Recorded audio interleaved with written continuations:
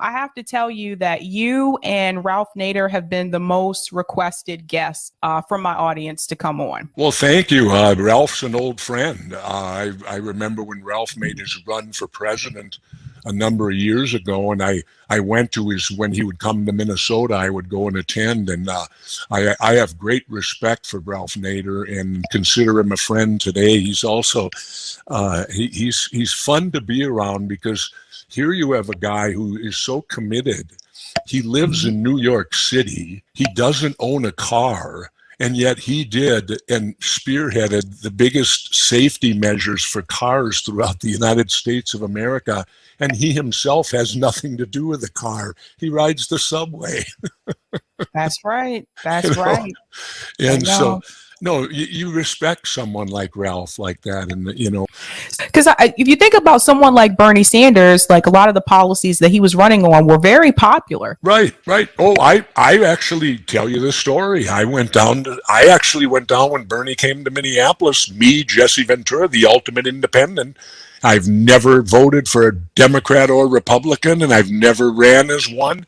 I went down to meet Bernie thinking I might endorse him. Well, I got down there, I had called his people, and, well, they couldn't quite get me in to see him immediately, so I had to sit around and wait a little bit, the 38th governor of Minnesota, when you're running for president, you know. And then when I did get to see him, I got a brief moment with him in the hallway as he was moving from one thing to the next. I didn't even get into the room with him, but I was able to ask him what I needed to know. And here's what I asked him. I said, Senator, if you lose to Secretary Clinton in the Democratic primary, I said, will you support, or will you run as a third party, or will you support a third party candidate if one comes along? And he looked me right in the eye and said, no, I will support Secretary Clinton.